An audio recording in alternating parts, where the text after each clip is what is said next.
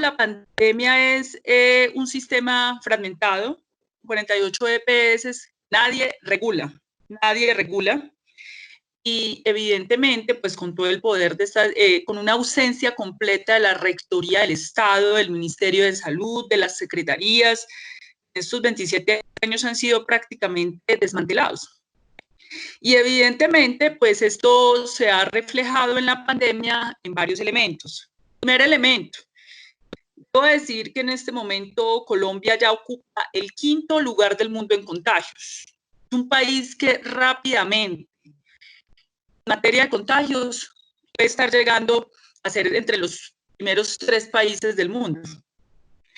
Es un asunto muy preocupante porque nos está cobrando factura este sistema de salud. ¿Qué explicación tiene eso desde el sistema de salud? Primera explicación, ¿se me sigue escuchando entrecortado o ya me escuchan bien? Se escucha mejor, doctor. Se escucha bien, sí señora, gracias. El primer elemento que explica eso es el elemento de que la toma de muestras en Colombia mayoritariamente se dejó en manos de las EPS. Las EPS hemos registrado se están demorando hasta 15 y 20 días para tomar las muestras. En ese sentido, entre 15 y 20 días para la toma de muestras y el resultado, eso no te da un mapa epidemiológico en tiempo real del virus para poder hacer un aislamiento, porque la clave del virus es aislamiento. El virus es una partícula, describir que es un virus es como un conjunto de proteínas inerte, es inerte, un virus es inerte. Pero cuando se pega la célula viva humana, replica el ADN y ahí es donde logra, digamos, tomar vida. Empieza a tener como todo el proceso de acción dentro del cuerpo. Este es un virus que tiene un tiempo de incubación, o sea, desde el momento en que usted se contagia, el tiempo para el desarrollo, los síntomas pueden empezar a aparecer entre 3 y 5 días. El desarrollo de la enfermedad completa se da durante 14 días. O sea, ahí es donde pasa lo que tenga que pasar. Si usted se murió, si usted se recuperó o si usted simplemente pasó sin síntomas. Entonces es muy importante hacerse la prueba en los primeros días, primeros 5 días que usted se presume se contagió, que es un contacto de una persona, por ejemplo, que ya fue diagnosticada. Todo eso tiene que ser rápido. A la prueba se le tienen que, el resultado de la prueba casi que no podría superar el resultado de una prueba frente a este virus, máximo 72 horas, pero máximo, para entregar el resultado de la prueba para el coronavirus. Para que así, porque apenas usted le entreguen la prueba, si usted es positivo, hay que proceder a hacerle pruebas a las personas cercanas a usted. Y hay que proceder inmediatamente a aislar. Por 15 días usted tiene que estar en su casa. Así fue como Corea del Sur manejó eso, solo que Corea del Sur, digamos, tenía todos los dispositivos comunitarios de salud pública, porque recientemente ellos pasaron una pandemia, los asiáticos tuvieron una pandemia del MERS, de la fiebre del Medio Oriente, en el 2011, y adaptaron todo un sistema preventivo de salud pública, de identificación, de detección, o sea, son equipos, ejércitos sanitarios en las calles tomando pruebas. Ellos tienen pruebas inmediatas, se aisló, se fue para la casa, tomando pruebas en espacios públicos, en todas partes, y fue la manera como ellos han logrado controlar el virus. Eso en Colombia es muy difícil porque pues, las EPS, en el caso mío, hace 15 días llamé a Sanitas para que me hicieran la prueba y soy médica y trabajo en un hospital y llevo 15 días y nunca más volví a recibir respuesta de Sanitas y esto le está pasando a miles y millones de colombianos con las EPS. Entonces es muy difícil. Segundo, en Colombia, con la ley 100, se desmontó lo que nosotros llamábamos los sistemas preventivos de salud pública, de salud pública. En Colombia, antes de la ley 100, había un ejército sanitario del Sistema Nacional de Salud. En toda esquina, barrio, pueblito de Colombia, había un técnico saludista que sabía cómo explicarle a la comunidad cómo comportarse frente a una epidemia, una pandemia. El mundo tiene experiencia. Eso se desmontó en Colombia. Ese es uno de los problemas que estamos teniendo ahora. Si no tenemos las pruebas para identificar dónde está el virus, dónde aislar, el virus se va a expandir, como está pasando ahora, en medio del subregistro que tenemos en Colombia. Ese es un primer elemento. El segundo elemento, nosotros tenemos difícil en este momento para el país, es que ustedes saben que nosotros ya nos estamos acercando a lo que se denomina el pico. El pico es el máximo punto de contagiosidad y mortalidad de la pandemia, donde llega, digamos, al máximo contagio antes de que la población adquiera alguna inmunidad para poder que los anticuerpos puedan defenderse del virus. Aunque este virus ha tenido rebrotes en población. En España, por ejemplo, pasaron el pico y volvieron a tener rebrotes. En China volvió el rebrote. Y es el máximo donde puede haber mortalidad, que en Colombia es... Algunos expertos dicen que el pico se sabrá después de que pase. Cuando ya vimos muchas muertes, empezaron a disminuir, bueno, ya pasamos el pico. Otros plantean, en países como los nuestros, el pico se ha comportado como meseta, ha durado mucho tiempo, se muere mucha gente. ¿Cuál es el comportamiento del virus? De 100 personas que se contagien, 80 van a pasar sin síntomas, ni cuenta se van a dar que lo tienen.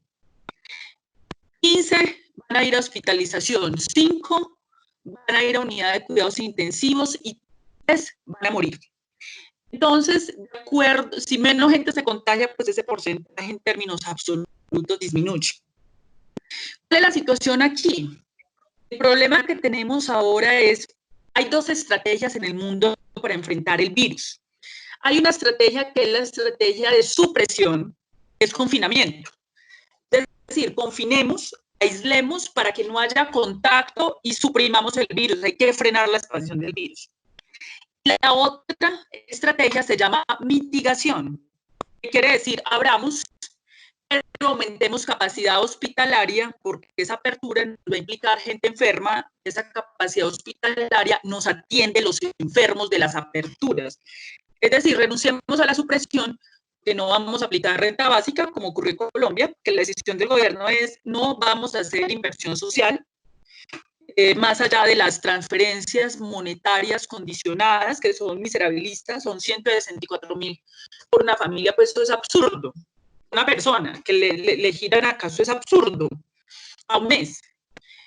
Y básicamente lo que deciden es hagamos mitigación, y mitigación es ampliemos capacidad hospitalaria, salgamos a la calle y veamos a ver con la capacidad hospitalaria qué hacemos. En Colombia, antes de la pandemia, habían 5.343 UCIs, ahora van aproximadamente 7.000, un poco más de 7.000. El problema de la capacidad hospitalaria es, bueno, un sistema de salud, usted no lo inventa en 15 días, pues. En Colombia el sistema de salud tiene unos problemas muy graves. Lo que yo les estaba diciendo, en zonas dispersas hay 20 millones de colombianos que no acceden a UCI simplemente porque allá no hay UCI, están concentradas en las grandes capitales. El segundo problema que tenemos es el personal de la salud. El personal de la salud está muy desprotegido. La Contraloría General de la República ha dicho que solo al 8% del personal de la salud se le han realizado pruebas COVID. Ese personal de la salud que se le está realizando pruebas COVID debería ser prioritario, debería estar casi que hacerle prueba a casi todo el personal de la salud porque es personal en riesgo. Pero aparte de eso, la mitad de ese personal de la salud tiene que comprar de su bolsillo lo que denominamos insumos de bioseguridad. ¿Qué quiere decir eso? Tapabocas, caretas, todo aquello de protección de este personal para poder, digamos, atender a la gente. Entonces, hemos acumulado ya bastantes muertos. Tenemos más de 6.000 contagios en el personal de la salud, pero tenemos, digamos, pérdidas muy sensibles en personal especializado. Todas las vidas son muy valiosas. Pero en este momento hay un especialista que se llama intensivista, muy escaso, apenas hay 1.500 en Colombia. Perdón, 1.200, de los cuales 1.000 son de adultos. Es muy escaso y ya se han muerto varios. Hay otros incapacitados y enfermos. Obviamente de este intensivista depende el manejo de los respiradores que están trayendo el gobierno nacional, porque el gobierno importa respiradores es que un respirador no es cualquier cosa. La gente cree que manejar un respirador de esos es entrenemos a un médico en 15 días para que maneje. No, el entrenamiento de un respirador puede durar años para usted aprender a manejar eso. Eso es muy especializado, muy especializado. Los cuidados intensivos es la capacidad de controlar todos los órganos del cuerpo, porque se mete tener a una persona en coma inducido, controlando todos los órganos del cuerpo. La persona está en riesgo de una falla orgánica multisistémica y se compromete todos los sistemas del cuerpo y tienes que tener control milimétrico de todo. Sistema nervioso central, pulmonar, riñón. Es muy especializado, entonces no es solo traigamos el respirador. Eso no es solamente el médico, se necesita fisioterapeutas, intensivistas, jefes de enfermería, auxiliares. Es un asunto, digamos, complicado.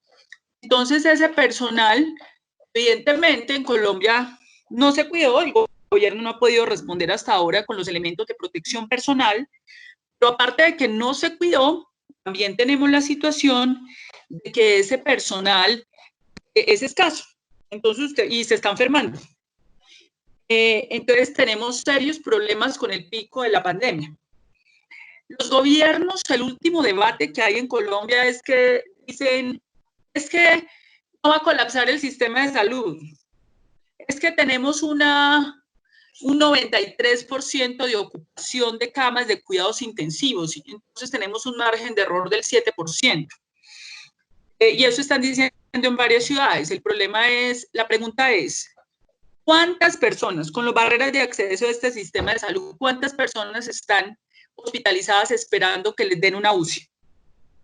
Si usted no tiene ese dato, ¿cuántas personas están esperando a que le asignen una cama de UCI? Usted no puede ser realista en saber que el sistema lo tiene colapsado o no.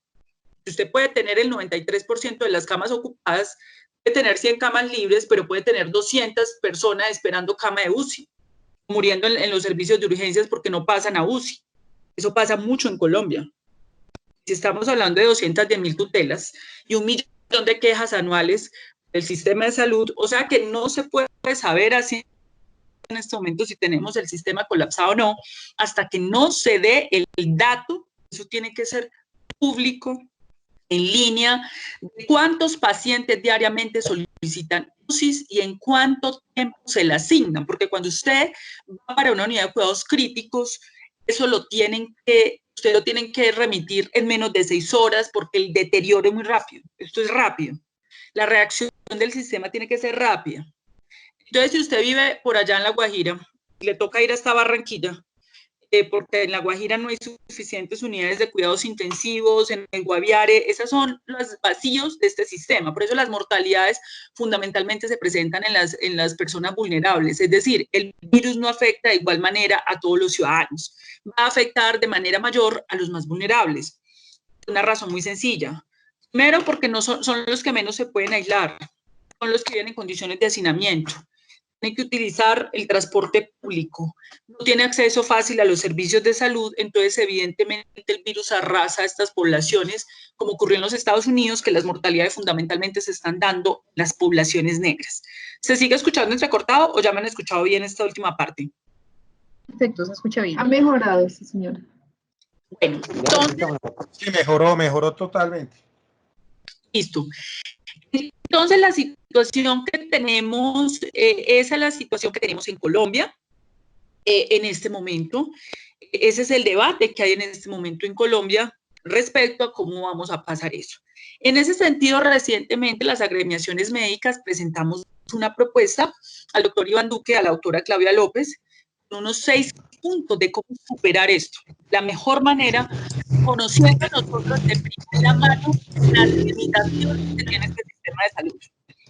Uno de los grandes problemas que tiene Occidente es la negación, porque la negación de la realidad, como la salud es un tema tan delicado, se intenta negar la realidad de las cosas, eso tiene efectos políticos, penales, de opinión pública.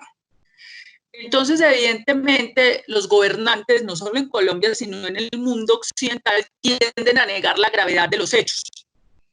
Porque siempre, digamos, y a cuidar los indicadores. Los indicadores sanitarios una cosa muy delicada porque un indicador sanitario puede tumbar un gobierno. Si tú le llegas a demostrar a un gobierno una mortalidad infantil, que se están muriendo los niños de desnutrición, aquí en Colombia cuando hubo el debate sobre la Guajira, el Instituto Nacional de Salud escondió las cifras, para no seguir censando los indicadores de desnutrición.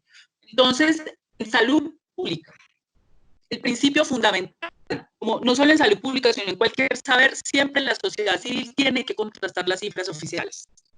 Que las cifras oficiales van a estar permeadas, evidentemente, por un tema del costo político. La sociedad tiene derecho a conocer de la situación real. Ese es el papel de la sociedad civil. En Colombia, por la Fiscalía General de la Nación, no vamos a saber cuál fue la masacre que hubo en el conflicto armado en Colombia. Eso lo sabemos por las organizaciones de víctimas que se han organizado, han documentado, por las ONGs que lo han hecho, pues, pero por cuenta del Estado colombiano no lo sabríamos. Por cuenta del Ministerio de Defensa no sabríamos sobre los falsos positivos. Eso lo sabemos por la sociedad civil. En salud pública es igual. La sociedad civil tiene la responsabilidad ética de contrastar con fuente primaria rigurosa la información que está dando el Estado para proteger la población. Ese es el trabajo que nosotros estamos haciendo como Federación Médica Colombiana. En este país falsamente se ha vendido la idea que entonces tenemos es que aplaudir y que entonces en un momento de crisis lo que hay que hacer es rodear las autoridades, hagan lo que hagan. Haga lo que haga el alcalde, gobernador o presidente, lo que hay que hacer es callen, porque si usted habla genera pánico. No puede ni decir ni mu. Vámonos para el despeñadero todo. No, eso no es así. Esto es una sociedad democrática y lo que tendría que generar pánico es el silencio. Quienes pueden interpretar los vacíos y quienes pueden hacer las propuestas para llenar los vacíos. Eso es lo que tiene que generar pánico en una sociedad. Dejar esto solo en manos de los intereses gubernamentales, en términos de los costos políticos, de las mediciones de los costos políticos y no de los costos en vidas. Ese es el trabajo que hemos hecho. No falta el que dice que nosotros tenemos intereses políticos, no sé de qué orden, una organización como las organizaciones nuestras, pues intereses políticos, no sé a qué se refieren, pero evidentemente nosotros no escatimamos en la defensa de la vida humana. Haga lo que haya que hacer. Entonces, en ese sentido, construimos un documento que le entregamos al presidente Duque, a la alcaldesa Claudia López, porque vemos que las próximas 5 semanas van a ser críticas. Y hay 3 epicentros de la pandemia en Colombia: Antioquia,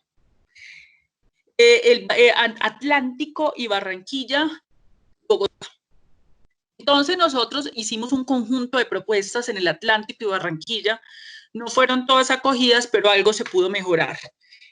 En Bogotá nos preocupaba por la densidad poblacional de Bogotá y porque evidentemente Bogotá es el epicentro de la pandemia, pues porque aquí hay un número grande de ciudadanos y desde Bogotá se irradia hacia todo el país. En ese sentido le planteamos una propuesta de 5 puntos. La primera propuesta es, mire señores, el sistema hospitalario no va a aguantar. Nosotros trabajamos en este sistema de salud. Nosotros sabemos cómo es esto. O sea, esto es les insisto, esto es un sistema en tiempos normales sin pandemia está colapsado por la cantidad de intermediarios, todas las razones que les expliqué, negación de servicios, no regulación, todo eso. Esto no va, y además no tenemos el personal está enfermo, necesitamos frenar esto. La velocidad del contagio ha aumentado, pasamos de 20 muertes diarias a 50 muertes diarias en Bogotá. Para eso nosotros necesitamos otra cuarentena total. Todos los países han tenido que entrar a una cuarentena total después de haber abierto. Todos. Chile se negó porque el discurso que se pronunció en Chile fue es que tenemos que salvar la economía, y salvar la economía fue que empezaron a abrir rápidamente la supuesta economía y lo que hicieron fue que colapsaron la economía porque no pudieron con la mortandad. Se empezó a morir la gente, no podían ni contar los muertos, ni salvaron la vida y ni la economía. Entonces les tocó cerrar el país otra vez. Todos los que han resistido defender la vida caen en la quiebra de la economía. Estados Unidos, por ejemplo, Brasil. Entonces sale la Organización Mundial de la Salud ha dicho, sale mucho más costoso resistir, hacer las medidas que hay que hacer, y la más elemental que tenemos a la mano es el confinamiento, no hay otra, no hacerla. Entonces nosotros necesitamos una cuarentena total en Bogotá al menos de 15 días para bajar este contagio, porque los hospitales están reventados. O sea, es que usted no solamente puede hablar de la ocupación de UCI, sino que nosotros tenemos la mayoría de hospitales con los servicios de urgencias al 150 y al 200%. El personal se está doblando, está agotado mentalmente, físicamente, enfermos. Esto hay que pararlo de alguna manera para darle un respiro al sistema y volver. Pedimos una cuarentena total. Pero esa cuarentena total tiene que ir acompañada de una renta básica propuesta ya en el Congreso de la República por 43 parlamentarios, propuesta de la sociedad civil desarrollada por Jorge Garay, Jorge Spitia, economistas, y esa renta básica, en nuestra opinión, Bogotá supera la propuesta del Gobierno Nacional, que el Gobierno Nacional dice vamos a dar 260.000 por persona, Bogotá dice vamos a dar 240.000, nos parece, digamos, para 510.000 familias, listo, avanza, está bien, pero debería ser un salario mínimo mensual vigente, 3 meses, supone 2% del PIB, recursos que tiene el Estado colombiano. Esto lo pedimos, nosotros ratificamos y respaldamos esa propuesta del Congreso de la República, se necesita la cuarentena con la renta básica. Segunda propuesta, para Bogotá y para el país necesitamos 1 billón de pesos para activar todo un ejército de salud pública, donde haya un equipo salubrista por cada 10.000 habitantes de acuerdo a densidad poblacional, para empezar a trabajar con la comunidad, con la ciudadanía. O sea, si la gente no entiende el virus no es porque sea bruto. Es decir, la gente, eso de la indisciplina social tiene que ver con que se desmontó la salud pública. Necesitas salubristas que le expliquen en el lenguaje de la gente qué es esto del virus. No todo el mundo tiene por qué saber que es un virus. Entonces pedimos los equipos. El tercer punto que pedimos es pruebas y más pruebas. Necesitamos hacer por lo menos 50.000 pruebas diarias en Colombia. Estamos haciendo 27.000. Hasta muy poco, porque hace poco estábamos haciendo 20.000. 50.000 pruebas. Pero además hay que hacer pruebas en los asintomáticos. Porque el asintomático no tose, no hace nada, no va al hospital, pero está transmitiendo el virus por todas partes. En poblaciones de alto riesgo, como, por ejemplo, la fuerza pública, el personal sanitario, los personales del comercio de alimentos. O sea, a esta gente hay que hacerle pruebas permanentemente, los aislamientos, todo el asunto, digamos, que nosotros, lo que llaman el PRAS ellos, pero eso ya lo sabe hacer la salud pública hace mucho tiempo, los cercos epidemiológicos, el aislamiento, mirar los contactos, todo esto requiere una política social, porque si no lo que usted genera aquí es un estallido social, está claro que usted genera un estallido social. Y generamos una propuesta de dotación de hospitales. Vea, la respuesta de esto no va a ser los hospitales. El sistema siempre se va a colapsar. Es evitar que la gente llegue a UCI, por eso lo que hay que correr es con la salud pública. Pero los hospitales se presentó una propuesta de recurso humano, atender con el que tenemos, cómo se optimiza y cómo se atiende. Eso no se puede hacer de manera improvisada, como se está haciendo en este momento. Se hizo una propuesta en ese sentido. Eso se le presentó a la alcaldesa y al presidente de la República. Firmada por 14 agremiaciones médicas de tipo nacional y regional. La respuesta del gobierno nacional pues nunca nos respondió. El gobierno distrital acaba de definir ayer, se va a ampliar la cuarentena en Bogotá, van a traslapar las cuarentenas zonales para que algunos días en la semana por lo menos haya 2/3 de la ciudad confinada. Es una manera, digamos, intermedia, para poder disminuir la tasa de contagios y el aislamiento social, y eso empieza a partir de mañana. Eso fue lo que se logró, pues, digamos, en esta discusión, pero aquí todavía, pues, digamos, bueno, y otra de la propuesta era, se necesita mando unificado, es decir, todo departamento debe tener un mando unificado. Este mando unificado debe estar el Ministerio de Salud y la Superintendencia. Si el Estado no asume el control de las EPS, no les hace control para que cumplan, no pasa nada. Se necesita ejercer el control, poner en cintura a las EPS, exigirle, porque es que la plata, ellos tienen plata para eso. Venga, ¿cuántas pruebas hizo? ¿Cuánta gente llamó? cuántos seguimientos hizo de sus afiliados. Eso lo tiene que hacer ya mismo la Superintendencia Nacional de Salud, no lo está haciendo. Y obviamente ese mando unificado tiene que tomar una serie de decisiones sobre la ciudad, pero ahí tiene que estar la superintendencia, que es la que controla las EPS. Si no ejercemos el control de las EPS, no tenemos el control de nada. Un gobernante se queda, yo veo un poco a los gobernantes estresados, que como este sistema hace rato de salió de las manos de los gobernantes, esto lo maneja otra gente, ellos no tienen real control sobre eso. Entonces la ciudadanía le exige a ellos, pero ellos no tienen el control. Y no lo reconocen. ¿Por qué no lo reconocemos de una vez y le planteamos al país sinceramente esto cómo es que es? Y somos claros que la ciudadanía también conozca y defina el problema en el que estamos metidos. Este sistema de salud no lo estamos controlando. Bogotá no logra controlar su sistema de salud, la Secretaría de Salud no lo logra. Entonces, esa es, digamos, la discusión en la que estamos. Entonces, yo voy a ir cerrando ahí, de pronto ya para abrir una conversación con ustedes sobre preguntas específicas. Yo sé que pueden surgir muchas sobre toda esta situación que he planteado.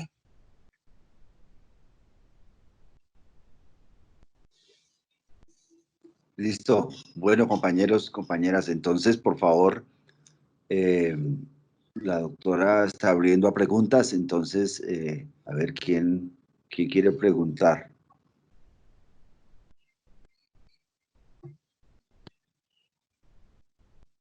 A ver, por favor. Buenas tardes. Buenas tardes. ¿Qué pasa si yo me dirijo a mi EPS porque dentro de mi cerco laboral me acabo de enterar de una positiva que es mi jefe? Me dirijo a la EPS y la EPS se niega a hacerme la prueba que porque no tengo sintomatología. ¿Cuál es el paso a seguir? La prueba la hacemos, digo yo, uno ingenuamente se dirige a la EPS, pero debe serlo a través de la EPS o de la ARL. Y mi coordinación, mi subdirección o mi dirección son los que deben hacer la documentación remitiendo a quien tiene este caso o cómo funciona. Gracias. Muy bien. Si quieres, hacemos 3 preguntas, respondemos 3 y luego abrimos otra vez. Doctora, buenas tardes. Una pregunta. Precisamente hoy veía noticias que están diciendo que no se les va a practicar la prueba a los asintomáticos y a aquellos que tengan síntomas leves, a menos de que pues, sean personas mayores de edad, mayores de 60 años. Entonces, pues usted nos comentaba el riesgo del asintomático, pues porque precisamente puede estar contagiando a más personas.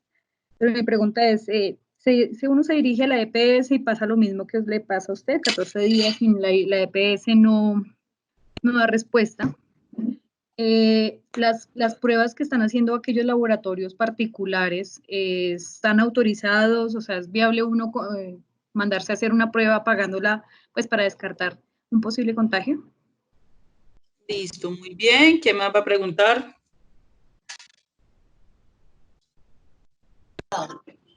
Buenas tardes. Una pregunta. ¿Cuánto tiempo se están demorando en dar los resultados? Listo, muy bien.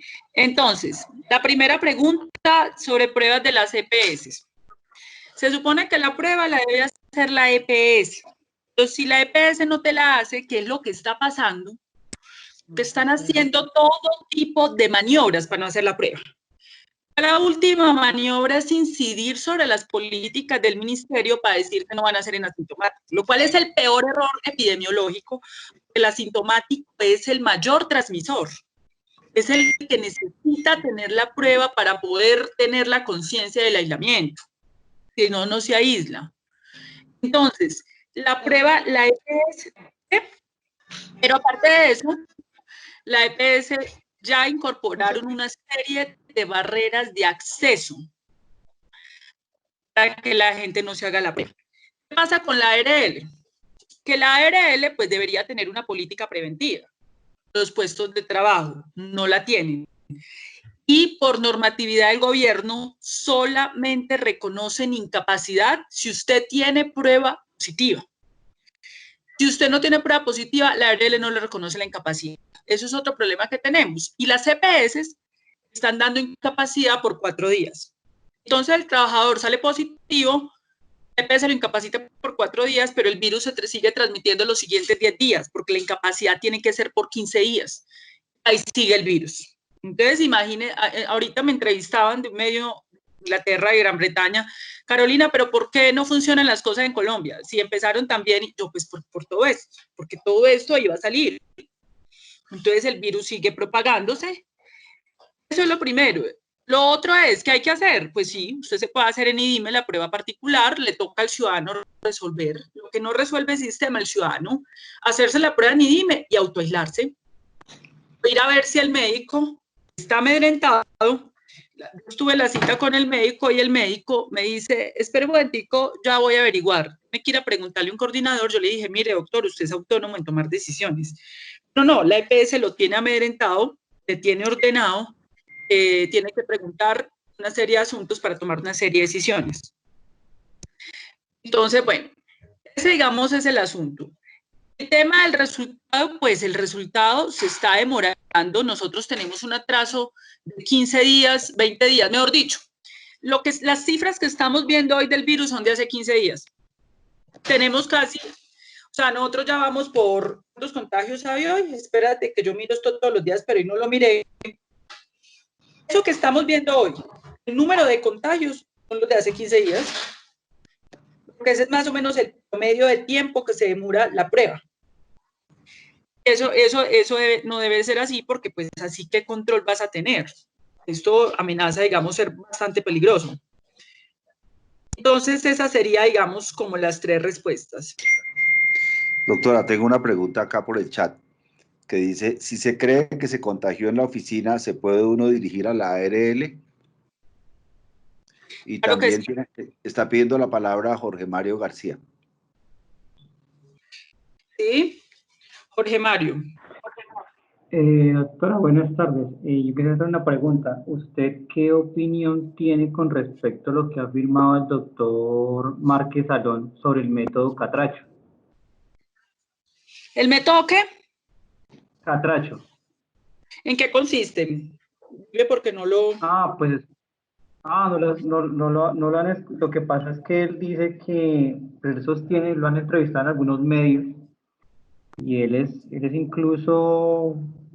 fue presidente de algunas asociaciones médicas y es reconocido, y él habla que el método es mucho mejor que el ventilador, que es como el catracho es como la sigla para el uso de ciertos medicamentos, pues por lo que ya te ustedes entiendo. Sí, Ya te entiendo. él habla Sé que es como un tratamiento que están utilizando incluso en Sucre, creo que he escuchado que están usando mucho. Muy bien, sí, ya te entiendo. Bueno, resulta... Hay 2 personas más que quieren hablar. Listo, hablar. listo. Bueno. Dale. Entonces tiene la palabra Edna Ruth Amorocho y después Wilson Rodrigo Morales. Es la siguiente, Doc. Nos hacen una prueba rápida, ¿cierto? Y esta prueba rápida, bendición de Dios, sale negativo. Es necesario repetir la prueba y no necesariamente, ¿y al cuánto tiempo? Entonces tú dices que hacen la prueba rápida, ¿al cuánto tiempo la puedes repetir? Sí, la entregan a los 30 a 60 minutos la prueba rápida en sangre. Sí. Y Sí, con sí, el sí. tema del cerco, porque hubo el contacto, ¿al cuánto tiempo se debe repetir?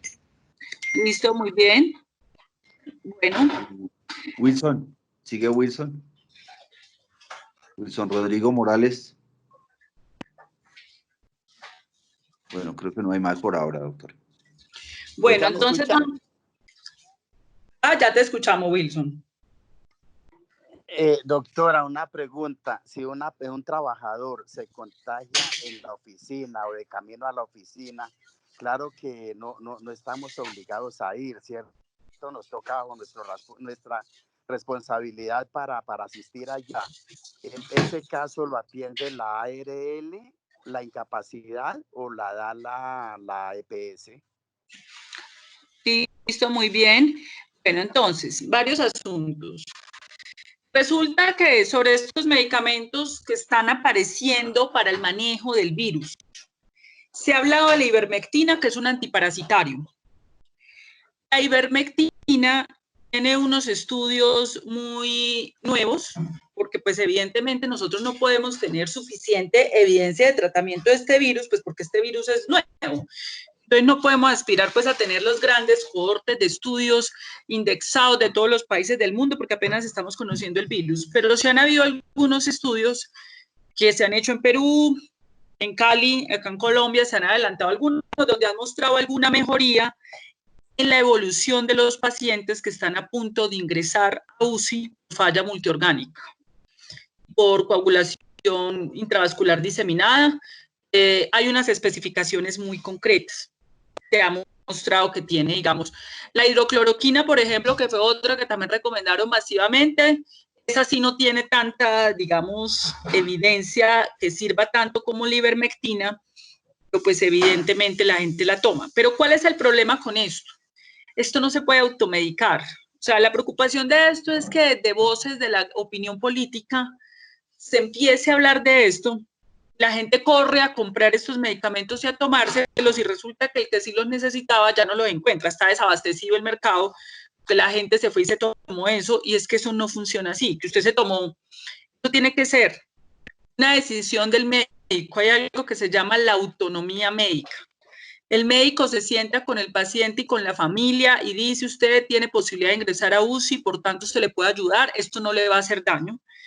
El médico lo que tiene que evaluar es que esto no le haga daño, que no le genere más efectos adversos que favorables, que le puede ayudar en algo. El médico puede tomar esa decisión. El único que le puede decir que no es el paciente. No, yo no le acepto eso a usted.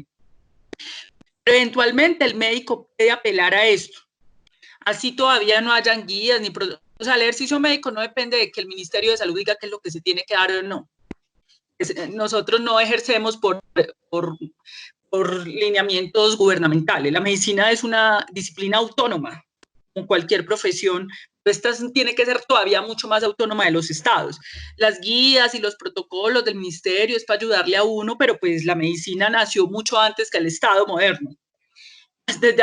Hipócrates fue antes que el Estado moderno y pues ya tiene, digamos, una lógica de funcionamiento científico que le permite una toma de decisiones en los ámbitos éticos y el conocimiento médico, y el médico puede hacer esto, pero esto es una prescripción individual que él hace en un caso particular con un paciente en particular.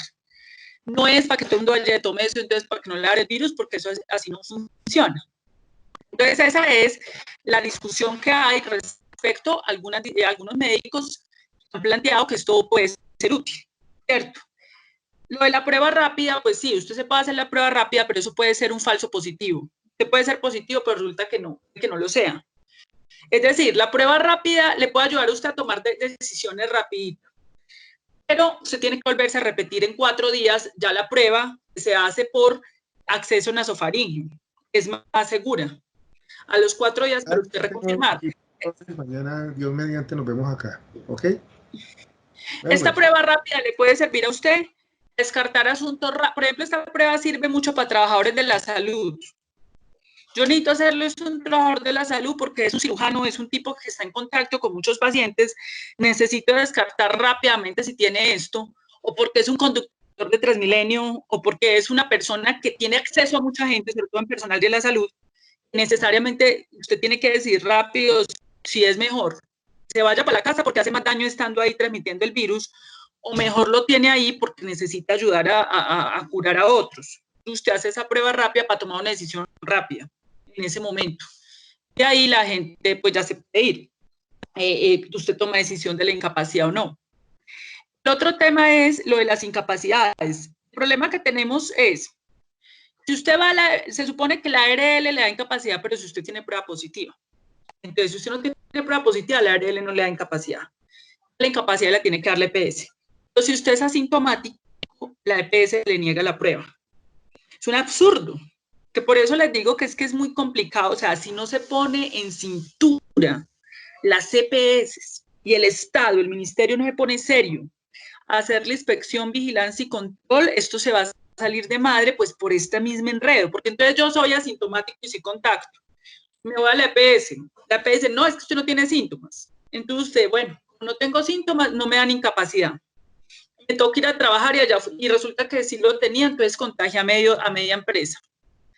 Entonces se va escalando el problema. Todos estos pequeños detalles van volviéndose una ola, ya nos tiene en los 198.000 contagios, que es la visión de hace 15 días, o 198.000 es hace 15 días. Entonces usted ya puede empezar a mirar que hay un subregistro completo en Colombia. Esa es la situación que tenemos en la que nosotros seguimos manifestando nuestra preocupación enorme. Entonces, bueno, ¿qué más plantean? Bueno, doctora, bueno, estamos actualmente con 125 participantes. Ultradian pues le da bienvenida a todas las personas que están aquí en la reunión. Tenemos dos preguntas. Una es, ¿se sabe algo de las vacunas que están desarrollando en algunos países? Y otra pregunta es, en caso que las personas no tengan la posibilidad de ir a un hospital, ¿existe algún tratamiento casero para contrarrestar el virus? Y la otra situación que tenemos es que tenemos casos, por ejemplo, de compañeros, compañeras que trabajan en la DIAN, un compañero que trabaja en la DIAN, su esposa trabaja por fuera, y entonces a ella se le pegó, y ahora este compañero no tiene dónde le hagan la prueba. O tenemos casos, por ejemplo, de compañeros que se contagiaron, que saben que hablaron con otras personas, a ellos ya les detectaron eso, pero a con los que habló no les han hecho ningún examen. Y aquí lo que está haciendo la DIAN hasta el momento es que le dicen, no, vaya a la EPS. Nosotros lo que le hemos propuesto a la DIAN es que pues la DIAN compre pues ha habido bastantes ahorros en este momento, y que la DIAN compre unas pruebas para que hagan un testeo semanal a todos los funcionarios que les toca ir a las oficinas. Entonces, esos son las preguntas, digamos, y los comentarios. Bueno, muchas gracias por las preguntas. Mire, sobre la vacuna. A ver, hay un asunto que debo explicar previamente, que es algo que de pronto no se tiene muy claro aún. ¿Cuál es el origen del virus? Entender que este problema es todavía más complejo. El origen del virus, inicialmente habían dos teorías. Una teoría conspirativa, decía que el virus había sido una creación de laboratorio en la disputa geopolítica entre China y Estados Unidos. Esta teoría se desploma en el sentido de que pues, los chinos han sido afectados y los gringos también.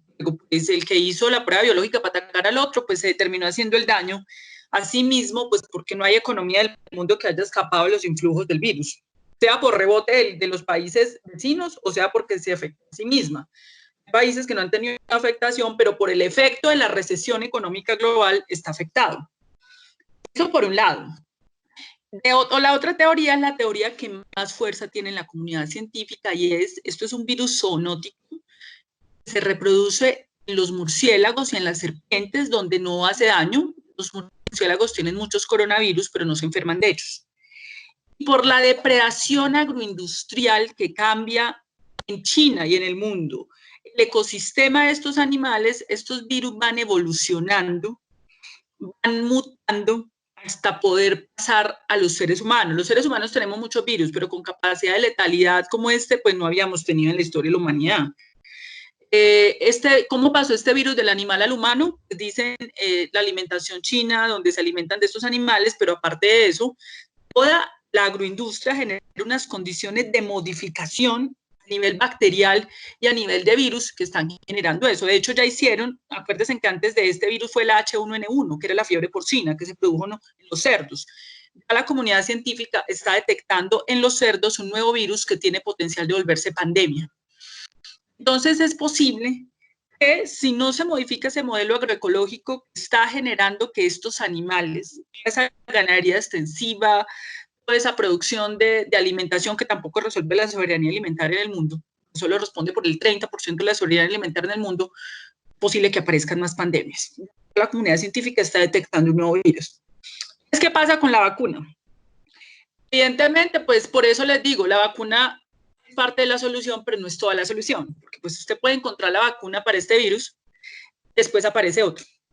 Entonces, es muy posible que la vida humana, tal y como la conocemos ahora, cambie. La teoría de los teólogos de la liberación y los medioambientalistas y el movimiento indígena que dice, cuando la madre tierra se siente afectada, la madre tierra se rasca, se sacude, produce, digamos, tragedias en su defensa, los maremotos, los terremotos y las virosis, para producir, digamos, la extinción del depredador, que es toda la política económica mundial, la economía global, el gran capital, que ha generado, digamos, lo que se llama la crisis climática. Está ligado todo ese tema agroindustrial y a la producción de los virus. Eso está supremamente estudiado y se ha escrito demasiado sobre eso. Toda la conexión de la crisis climática, el aumento de la temperatura y la producción de virus. Como en esas temperaturas esos virus mutan. Usted produce la vacuna. Listo, produjimos la vacuna para este. Tiene que resolver un problema. Una vacuna, del momento de la producción, se demora año y medio. Entonces, para usted poder pasar por todas las vías, porque la vacuna tiene que tener, digamos, todos unos pasos del método científico investigativo para poder ser aplicado en seres humanos. Y eso dura más o menos un año y medio. Las primeras investigaciones empiezan en enero, febrero, entonces calcule usted ahí año y medio, para que sea pues una vacuna seria. Ese es el primer debate, pero el segundo debate es quién controla esa vacuna. Porque si esa vacuna sale, esa vacuna tiene que salir bajo un acuerdo global de acceso universal a toda la población del mundo a esta vacuna con precios bajos. Esto no puede caer en manos de una industria mezquina que haga negocio con esto y esto salga supremamente costoso, esto se vuelve un negocio, esto se vuelve una especulación y esto se vuelva, mejor dicho, esto es un acuerdo global, se supone que tiene que moderar eso la Organización Mundial de la Salud, pero la Organización Mundial de la Salud ha caído en desgracia en los últimos años. Siempre fue una organización muy seria, pero en los últimos años el 80% de la financiación de la Organización Mundial de la Salud está a cargo de las fundaciones Bill Gates y las fundaciones de la industria farmacéutica. Entonces, cuando tu financiación depende de los interesados en el negocio de la vacuna, pues tu independencia está muy puesta en duda. Esa es la crisis de la Organización Mundial de la Salud. La crisis que nosotros tenemos es cuál es el organismo multilateral legítimo en el mundo para poder dirigir este conflicto entre los estados y que esta vacuna efectivamente se haga en favor de la humanidad y pueda llegar a buenos precios y que la gente pueda acceder a eso. ¿Cierto? Ese es el tema. Entonces, en esa discusión estamos en el mundo en este momento. Hay varias investigaciones, se supone que tenemos una, Donald Trump se fue a Alemania, había un laboratorio alemán que ya estaba produciendo la vacuna y Donald Trump dijo, compro eso, pero solo para los Estados Unidos. Entonces ahí empezó la discusión. Y como hay un desplome, o sea, en este momento no solamente hay una crisis sanitaria en el mundo, hay una crisis de la política. La política es el instrumento mediante el cual se resuelven las demás crisis, es el instrumento de la transformación. La política es los organismos multilaterales, las Naciones Unidas, la OMS, como para tener un liderazgo global para poder democratizar el acceso a esta solución. Ese es parte de los debates que hay allí. Entonces, calculando, viéndonos bien en esa discusión, eso se resuelve el otro año. La vacuna, pero no la emergencia de nuevos virus, porque la humanidad en los últimos 10 años ya ha enfrentado varias pandemias. La última fue la fiebre porcina, terminó matando mucha gente en México, en Colombia no llegó a ser tan letal, pero ya tenemos la fiebre del Medio Oriente en el 2011, es decir, han ido aumentando las pandemias. Para esto, el otro año, por tanto, el país tiene que hacer la proyección de esto, tiene que hacer la proyección de esta situación, el país se tiene que programar, el mundo se tiene que programar por lo menos 1 o 2 años. 2 años a partir del momento en que empezó esto para ya tener clara la situación. Eso supone una serie de decisiones de todo orden, desde la vida personal, de la cual yo me ocupo, yo soy psiquiatra, yo siempre he dicho que un psiquiatra es un chismoso calificado, entonces yo me ocupo de la psicoterapia de familia, de todos estos asuntos, uno tiene que planear distinto, desde la vida personal hasta los estados.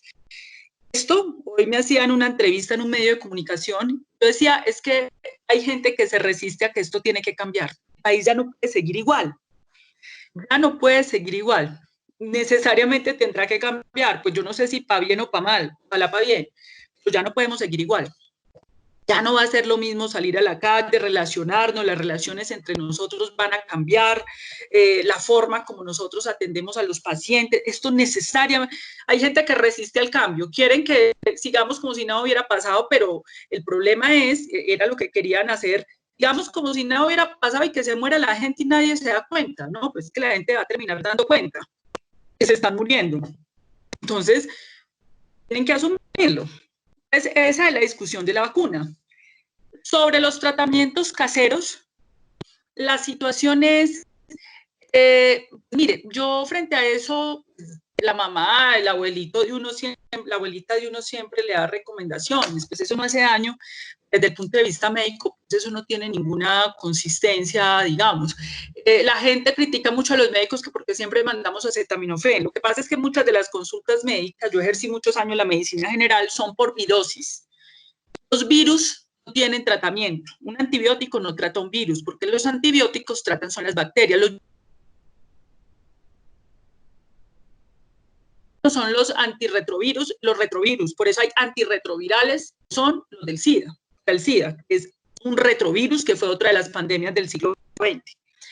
Ese tiene tratamiento, pero los virus respiratorios, una gripa, no hay un antiviral para la gripa. Usted lo que maneja son los síntomas. Si tienes fiebre, pues manejamos la fiebre. Si tiene dolor en el cuerpo, porque el cuerpo lo elimina. En cuestión de 8 o 10 días el virus se va solo. Entonces la gente va donde el médico y el médico le manda acetaminofén. La gente se enoja. Ah, que no tengo nada. No, sí tiene. Lo que pasa es que tómese esto para que le baje la fiebre, porque el cuerpo igual lo va a terminar eliminando en 10 días. Lo que hay que hacer es manejar los síntomas. Eso es todo.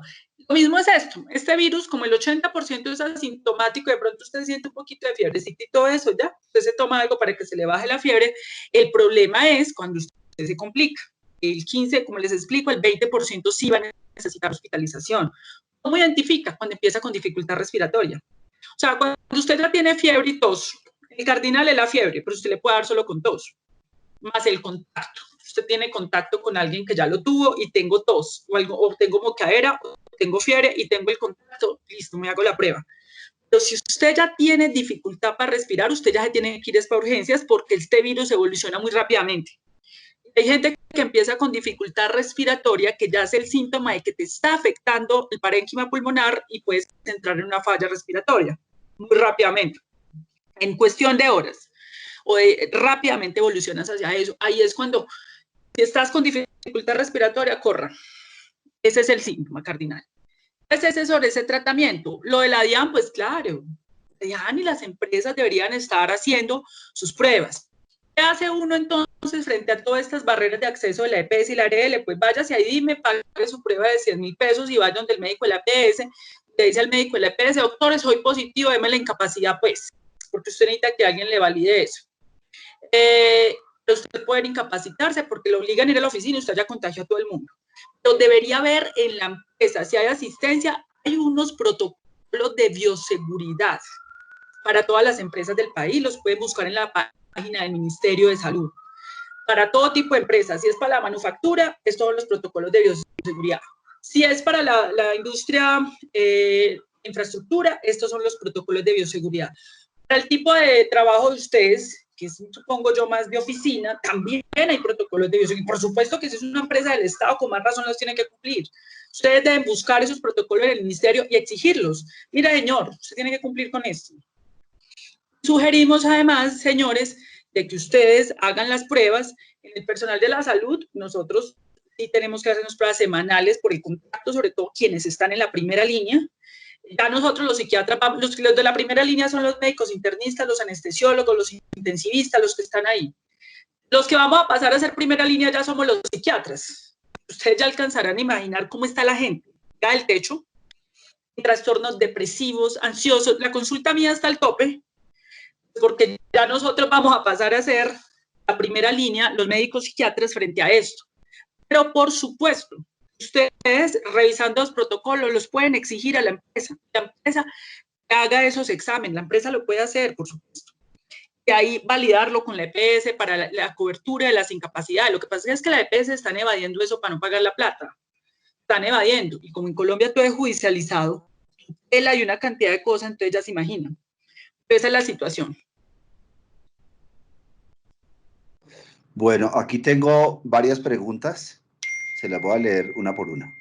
Primera, doctora, ¿cuál es el mejor consejo para el manejo del COVID-19 antes, durante y después? Segunda, ¿qué tan seguros son los tapabocas, el distanciamiento y demás protocolos que se anuncian y cuál sería el más efectivo?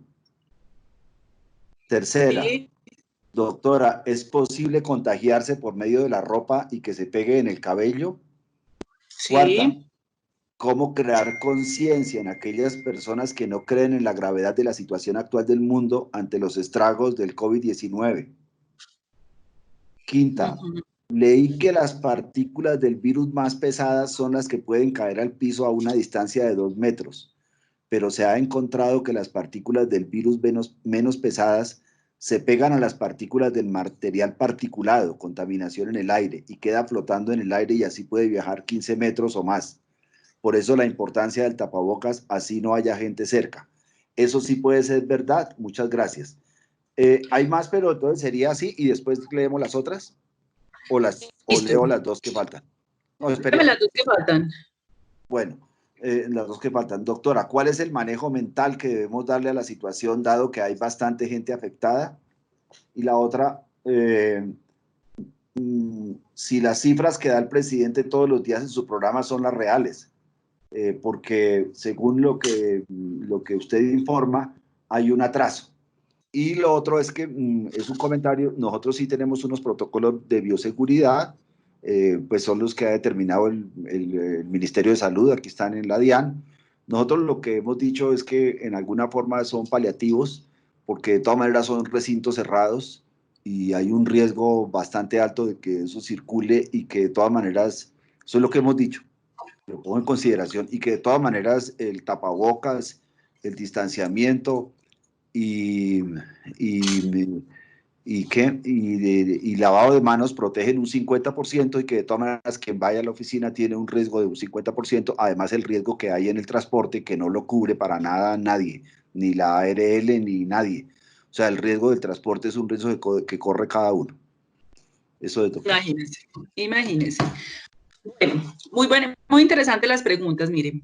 Hay que tener en cuenta, tanto para esos protocolos de bioseguridad de la DIAN como para cualquier actividad, las 3C. Las 3C son lugares cerrados, con aglomeraciones, donde se tenga que hablar mucho. Entonces, es decir, si el espacio es muy cerrado, hay mayor riesgo de contagio.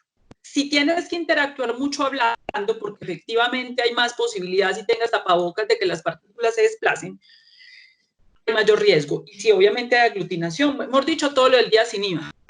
Todo lo del día sin IVA, lo que no había que hacer. Ese tema tiene más riesgo. Las medidas individuales de protección tienen un 50%, digamos, de posibilidad de que usted pueda hacer control. Lo que pasa es que esas medidas tienen que ser materialmente posibles. ¿Y cuáles son esas medidas? Esas medidas son el uso de tapabocas, el uso del lavado de manos, que efectivamente los virus ante el lavado de manos por el jabón se destruye. De una manera el lavado de manos es salvador de vidas, porque destruye estas partículas por la configuración de los jabones. Y obviamente todo el tema, bueno, porque otra cosa son los metales hay que desinfectarlos porque el virus se puede pegar y puede durar mucho tiempo, hasta 12 horas en un metal. Todavía si dura mucho tiempo, todavía no está claro si puede durar tanto tiempo, digamos, suspendido en el aire.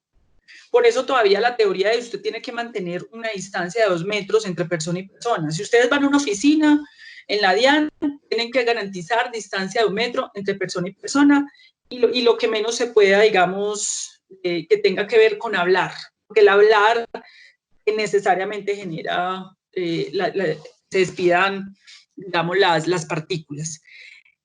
El transporte, evidentemente. En el transporte hay dos elementos. Los metales, que tiene el transporte donde todo el mundo pone la mano, es un foco de transmisión, y evidentemente la cercanía. Entonces la empresa tiene que garantizar el transporte, es que eso está dentro de las medidas de bioseguridad. Los ingresos escalonados por horas distintas y evidentemente los transportes masivos tienen que tener un rediseño completamente, pero por eso te digo que las medidas individuales pueden funcionar, pero materialmente esto es muy difícil resolverlo individualmente. ¿Cómo me resuelve usted, pues, el problema de esto que yo le estoy diciendo? con toda la ciudad en la calle y usted teniendo que montarse en un Transmilenio. Dígame pues si es posible cumplir esto en el Transmilenio, o en los buses, o inclusive en los propios hospitales donde nosotros tenemos tanta gente alrededor. Entonces, como te digo, esto hay que hacerlo, es fundamental hacerlo, pero esto tiene que ir acompañado de las medidas colectivas que posibiliten mantener esos distanciamientos. La oficina se tiene que intercalar, no ir todo el mundo todos los días. El riesgo es mucho mayor. Entonces, ese, digamos, es como un elemento importante. Lo otro es el tema de la conciencia de la gente. Mire, el tema de la conciencia de la gente es que Leonardo Boff, teólogo de la liberación, asesor del Papa Francisco en la encíclica frente al cambio climático, la crisis del capitalismo, decía: los seres humanos frente al daño medioambiental tienen dos formas de entender el daño que le estamos haciendo al planeta Tierra. Implica el daño a nosotros mismos. Una salida es la salida política. Nos autorregulamos y tomamos decisiones para poder entender la gravedad del daño que le hemos hecho a la madre tierra y cómo la madre tierra se defiende de nosotros. Estas epidemias. Entonces, por la vía de la tragedia. Por la vía de la tragedia también se puede entender cosas. Entonces, por ejemplo, hay gente que se resiste y dice: no, es que yo tengo que seguir normal, aquí no ha pasado nada. Pero es imposible decir que no ha pasado nada, que sí está pasando. Y no vamos a poder seguir de largo. No vamos a cambiar para mal o para peor, pero no vamos a poder seguir de largo. Y ahí es donde ya voy a completar lo de la salud mental, porque esto tiene que ver con la salud mental.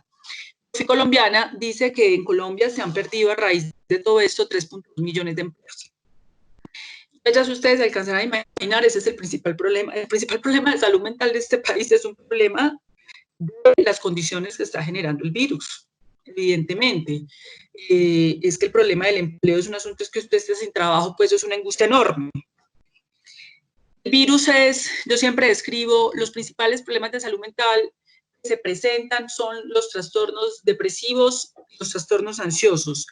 La depresión, por definición, es una añoranza del pasado. La ansiedad, por definición, es una incertidumbre permanente frente al futuro. El virus, la incertidumbre del mundo, de la humanidad. Nadie sabe esto qué va a pasar. ¿Quién lo sabe? ¿Hacia dónde va esto? Si se va a controlar, si no, si vamos a volver a ser los mismos, nadie lo sabe. Entonces esto extrema mucho la ansiedad. La ansiedad en el sentido de que nosotros, una persona ansiosa está en la incertidumbre, yo qué voy a hacer con mi vida y acabar de buscar para dónde va esto, para dónde va todo esto. Pues evidentemente es normal que nos sintamos ansiosos porque hay una situación de incertidumbre. Lo que pasa es que los seres humanos tenemos que vivir bajo el principio de la negación. Que si usted vive todos los días con la conciencia de que va a morir, pues no vive. Usted tiene que negar todos los días que se va a morir. Usted tiene que negar que todo puede ser una tragedia, pues para usted poder ponerle ánimo a la vida y poder vivir. Pero la incertidumbre está ahí. ¿Esto para dónde va? ¿Para dónde voy? Y si voy a tener trabajo el otro año. Pero hay otro asunto y es el tema del confinamiento. Muchos creen que en las crisis las familias mejoran. No, las familias empeoran. Cuando hay una crisis, lo peor de la familia sale. Los conflictos salen, lo peor de cada uno sale y todo el mundo lo mostró. Usted espera que en las crisis no vamos a ponernos solidarios, no. Eso lo sabemos los psiquiatras. Cuando nos llegan las familias y nos dicen: mi papá con cáncer se va a morir. Entonces ellos esperan que todos van a funcionar como se va a morir el papá, que todos van a ser amorosos. No, todo empeora. Los defectos de todos salen. Eso no lo digo por una condición de tragedia, sino que eso hay que tenerlo claro para manejarlo. Entonces yo le digo a mucha gente, me llega a mí, ¿qué me va a separar? Y yo, bueno, usted va a tomar esa decisión en este momento. Porque esto es un momento incierto, que no se espera un momentico, después toma esa decisión, que pues evidentemente esto es un momento demasiado incierto para usted entrar en situaciones todavía más inciertas, como tomar decisiones de fondo pues sobre su vida, en un momento donde no hay decisiones de fondo ni para el país ni para nada, ni para la comunidad. Entonces eso, digamos, son las principales afectaciones de la salud mental. Sobre salud mental podríamos hablar cantidad de cosas. Yo quería dejar, digamos, esos dos elementos señalados de cómo las familias van a entrar en crisis muy profundas y eso no debe preocupar y no debe precipitar decisiones rápidas, y cómo las situaciones de ansiedad se van a precipitar más, lo que estamos viendo ahora. Listo, Tulio. ¿Qué otra pregunta? Bueno, aquí tengo 3 preguntas. Yo tengo una. Ay, perdón. Bueno, ya le doy la palabra.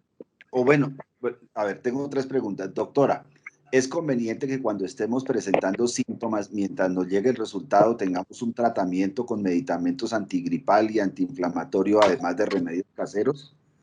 La otra es, la doctora dice que realizar una prueba nasofaríngea 4 días después de la rápida sería mejor. Entonces, comenzar la cuarentena hasta que la prueba nasofaríngea arroje resultados. Sí. Y la otra es, ¿qué opinión tiene acerca de las recomendaciones de la doctora Barrientos? Si la ha escuchado. Y ¿Qué dice la doctora Barrientos? No sé. No sé porque esto me llegó, fue escrito, pues no sé si quiera el compañero que hizo esa pregunta, si quiera pedir la palabra. Y había una persona que estaba pidiendo la palabra y que yo le interrumpí para que por favor hable. No me fijé quién es. Sí, doctora, quería hacerle un comentario. Recientemente en Tokio leí un artículo que reportaba un importante brote de contagio en uno de los centros de oficinas. Pese a esos datos que de pronto están por ahí circulando, la entidad pretende hacernos retornar nuevamente a nuestros puestos de trabajo. La pregunta es, ¿qué mecanismos de protección en salud o jurídicos de pronto usted nos puede aconsejar para aquellos trabajadores quienes en la actualidad trabajan en casa pero no están perfilados por no tener situaciones de riesgo? Sí, a ver. Bueno, ¿En qué sentido? Esa última pregunta no te la entendí. Es decir, hay trabajadores que están en casa.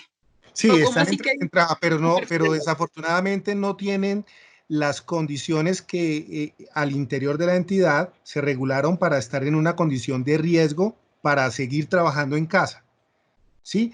Porque son, entonces, por ejemplo, deben volver a la oficina.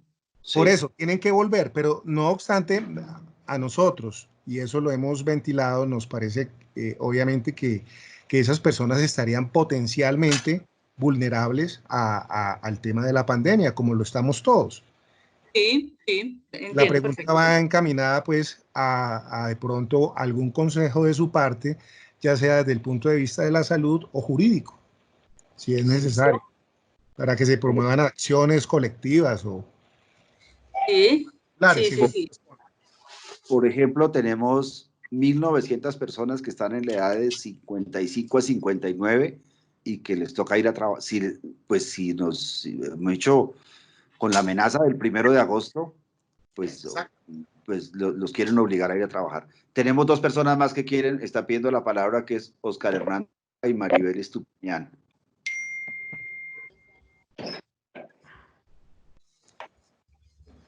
Entonces, pues si quieren hablar o la doctora contesta esto, que fueran bastantes. ¿Cómo hacemos?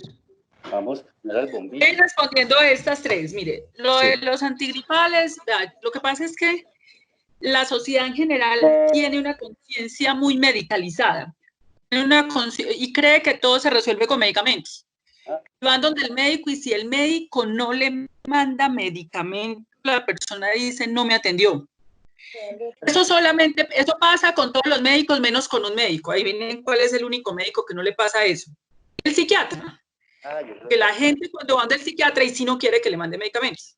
Y si dice, si me manda medicamentos, me va a volver dependiente. Entonces, la mayoría, mire, los virus en general no requieren tratamientos, digamos, las gripas en general, pues usted necesita los antigripales y todo eso, pero usted lo que hace es el manejo de los síntomas. Si tiene fiebre, toma el acetaminofén, es el mejor medicamento para la fiebre. Es el mejor medicamento para el dolor de cabeza y produce 0 efectos adversos. Lo cogieron de darle palo en el sistema de salud, afortunadamente lo tienen estigmatizado, pero eso es un medicamento, digamos, muy sano que ayuda mucho. Pero en todo caso, si usted tiene el síntoma, toma el medicamento, si no, no lo necesita porque el cuerpo va a eliminar la mayoría de los virus. Si no lo mató, el cuerpo ya lo eliminó y va a crear inmunidad. Hay un asunto, digamos, aquí muy importante, es si a usted es sospechoso, solo por ser sospechoso. ¿Qué es ser sospechoso? Haber estado a menos de 2 metros de alguien con COVID positivo, o haber estado a menos de 2 metros de alguien altamente sospechoso, que sea trabajador de la salud. Por ejemplo, si usted es la persona cercana a un trabajador de la salud, solo por eso usted puede aislarse. Usted puede aislarse, usted debe aislarse sin tener la prueba, porque si nosotros esperamos la prueba, entonces esto se va a expandir el contagio enormemente.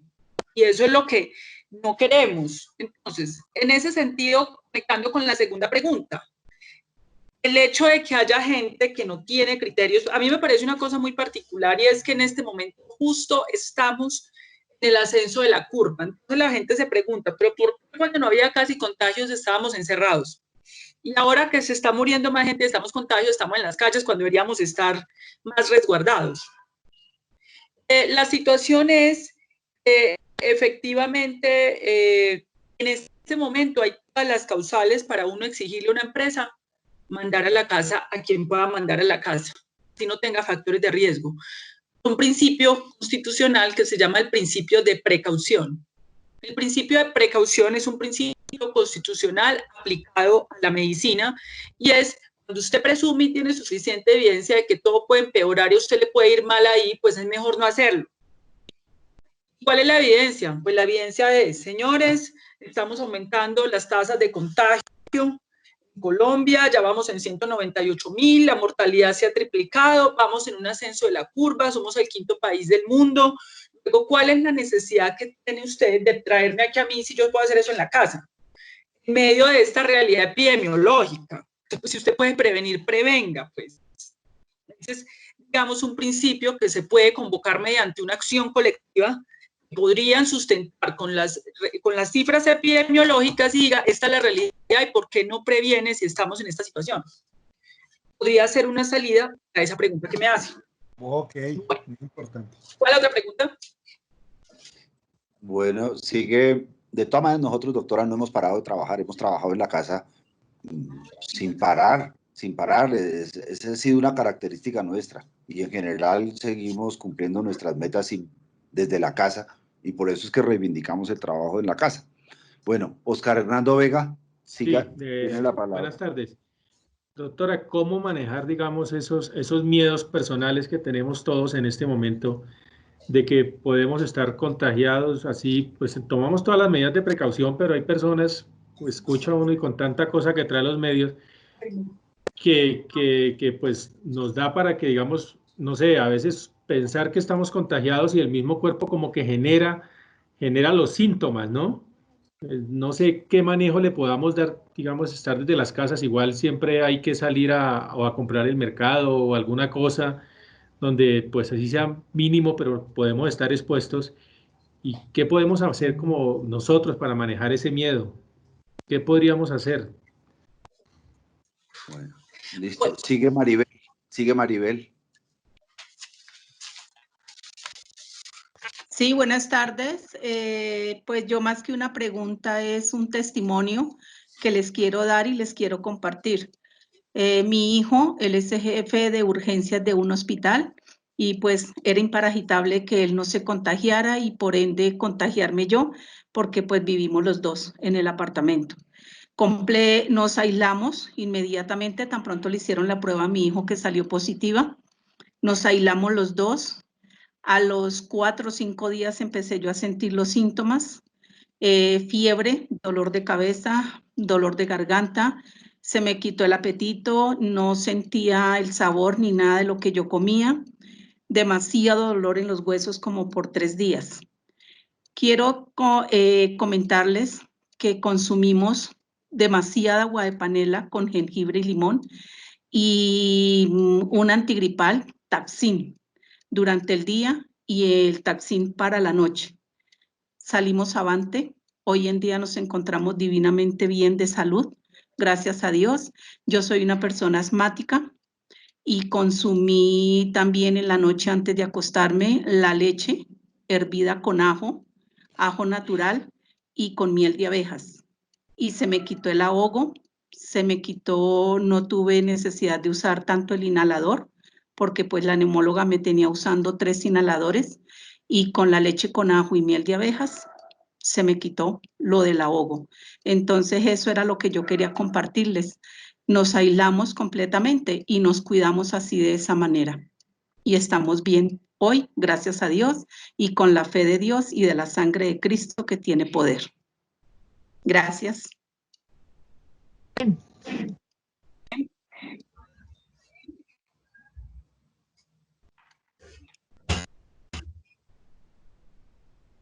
Pues Maribel, nos alegra mucho que haya salido de esa situación tan difícil y que hoy, digamos, pueda contarnos, darnos este testimonio muy importante para todos nosotros porque nos anima y sobre todo, pues que nos cuentas que tenías esa situación antes del IVA, del asma, digamos, pues que es tan complicada, ¿no? Entonces sigue la doctora Carolina. Sí, de verdad que sí, que pudiste superar eso. Nos alegra muchísimo. Bueno, sobre ese asunto del miedo. Miren, el miedo es una situación normal, en tanto, digamos que lo grave sería que uno no tuviera miedo a contagiarse de esto. En el sentido, sobre todo cuando uno, por ejemplo, dice, vea, yo tengo otra enfermedad que me puede empeorar, he tenido la presión alta o como la condición del asma o eso, pues es normal que uno tenga miedo. Y el miedo es un mecanismo del ser humano también para protegerse, para ser precavido. Muchas veces hay gente que es temeraria por falta de miedo. Como no tiene miedo, entonces va, sale, hace cualquier cosa, no se cuida y termina. Entonces el miedo, ¿cuándo el miedo ya es patológico? El miedo ya es patológico cuando empieza a interferir en exceso con las actividades diarias de tu vida, con las relaciones sociales, humanas, laborales.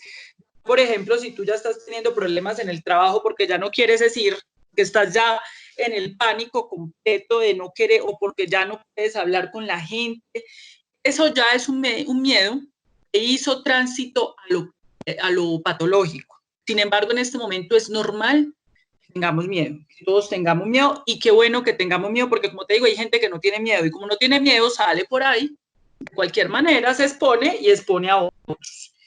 Eso es lo primero que yo tendría que decir.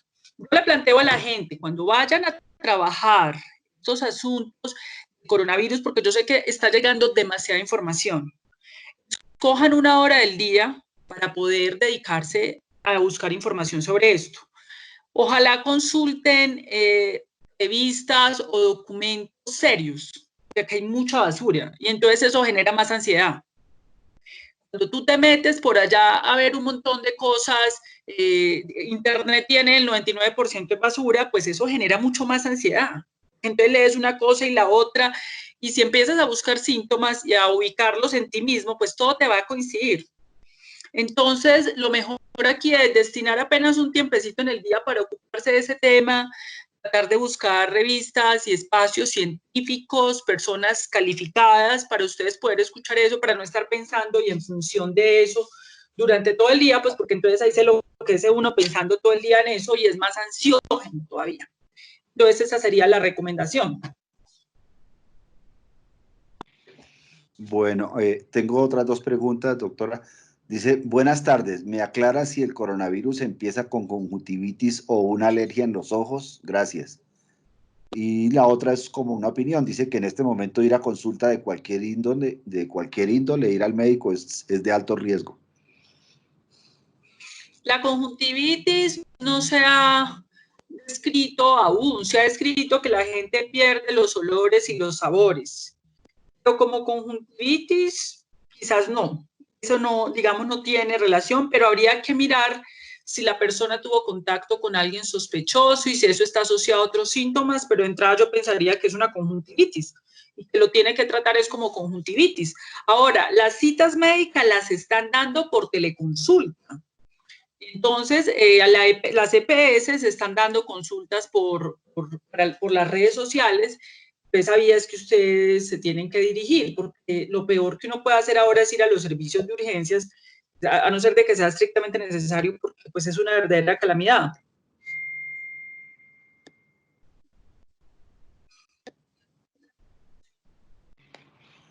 Bueno, compañeras y compañeros, ¿hay alguna otra pregunta? ¿Duda, vacío, laguna?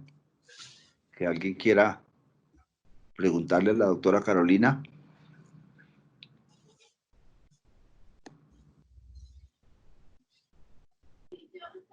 Doctora, una pregunta. En el caso puntual, pues si uno empieza a sentir los síntomas y obviamente uno debe pues tratarse con los medicamentos y los remedios caseros que tiene o que siempre ha usado, pues mientras sale el resultado, pues para no dejar avanzar.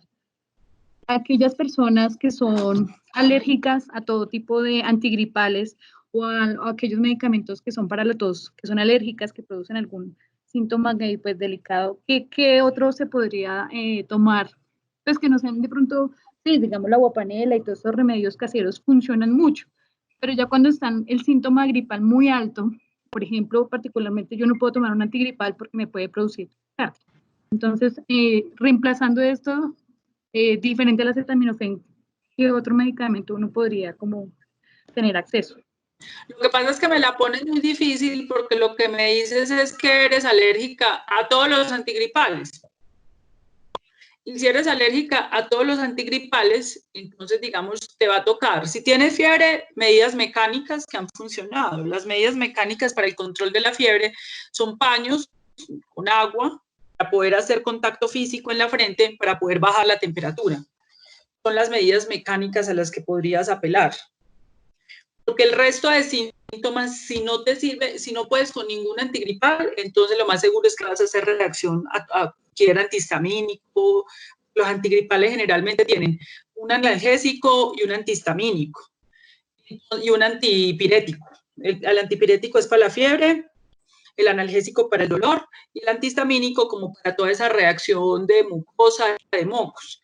Entonces ahí tendrías que ver a cuál de los tres es que está siendo alérgico y la mayoría tienen los tres, ¿cierto? Entonces ahí toca medidas físicas, simplemente bajar la fiebre con los paños de agua, eso funciona, eso se hace en el hospital y se ha hecho en la historia de la humanidad y baja la fiebre, y estar pendiente si no hay dificultad respiratoria, que ya es lo que implicaría correr por urgencias, porque el resto, eso va a pasar, el síntoma va a pasar.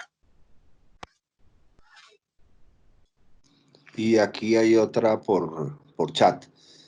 ¿Ya se sabe si una persona que se ha recuperado del COVID puede volver a contagiarse o si queda inmune a esto? Puede volver a contagiarse. La inmunidad de rebaño, que es la producción de anticuerpos posterior al contagio del virus, todavía no se ha demostrado en el mundo. La persona puede volver a contagiarse y puede volver a tener la sintomatología, porque todavía no se ha alcanzado el punto en que digamos ya quedó inmunizada la gente, no, todavía eso no es claro dentro de los estudios que se han hecho.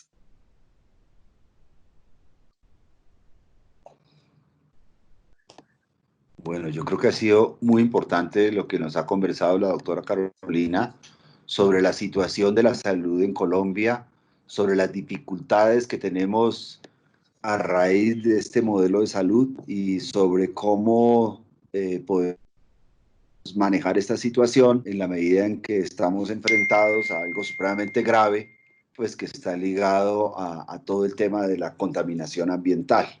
Pues si no hay más preguntas, pues yo invitaría a la doctora pues que nos hiciera como un redondeo para finalizar esta reunión que ha sido muy importante. Hemos mantenido las 128 personas, incluso estamos actualmente en 131. Y bueno, esta es una mirada desde Ultradian para todos ustedes, compañeras y compañeras. Ustedes saben que nosotros trabajamos desde la investigación, acción participativa y siempre buscamos personas que conozcan los temas. Entonces me gustaría pues invitar a la doctora para que nos hiciera un redondeo para poder terminar. Qué pena, tengo dos preguntitas en el chat. ¿Alguien va a hablar? ¿Alguien más va a hablar? Hay dos preguntitas en el chat, Tulio. A ver. Sí. ¿El virus puede mutar? ¿Es verdad que actualmente hay 6 tipos de COVID? En este caso, ¿una vacuna podría convertirlos a los 6 o se necesitaría una vacuna para cada uno? Si alguien tuvo contacto, es una pregunta, si alguien tuvo contacto con un positivo y yo ese mismo día tengo contacto con ese alguien, ¿estoy en riesgo? Y la otra es, excelente conferencia, muchas gracias. Bueno, mira, el contagio del virus es exponencial. es exponencial, obviamente.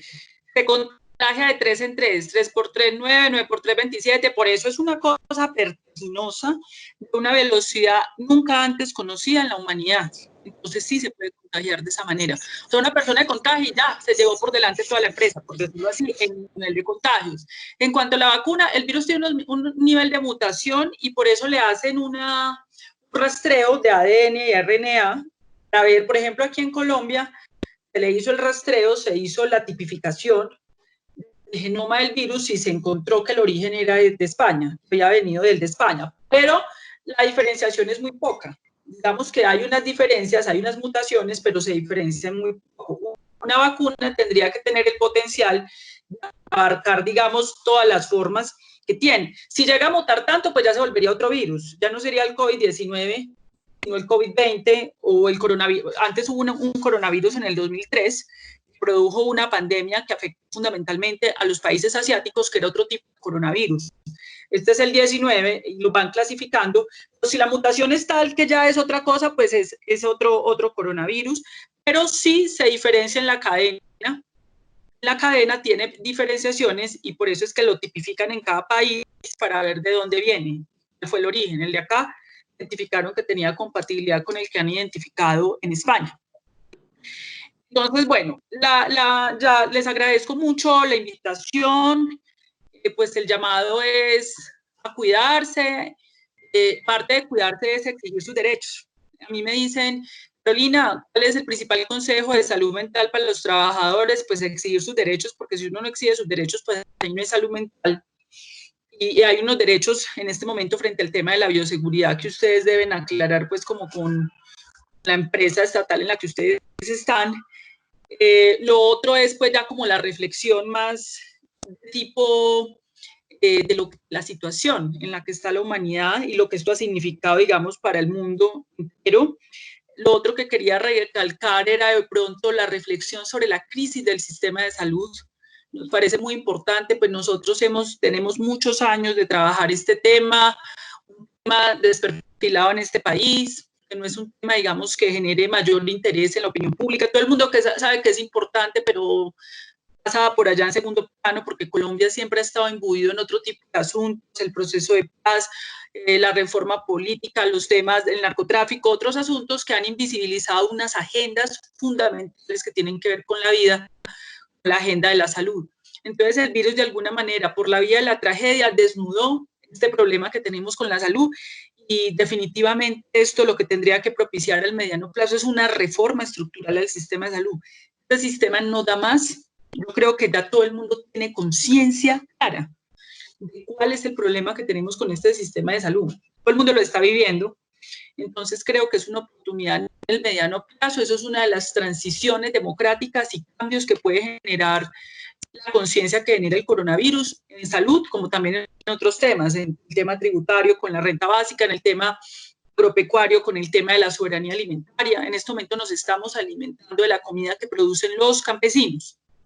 Ese es el valor en este momento que tiene el campesino. Entonces pienso que esto abre una cantidad de agendas reformistas de transición democrática en el país.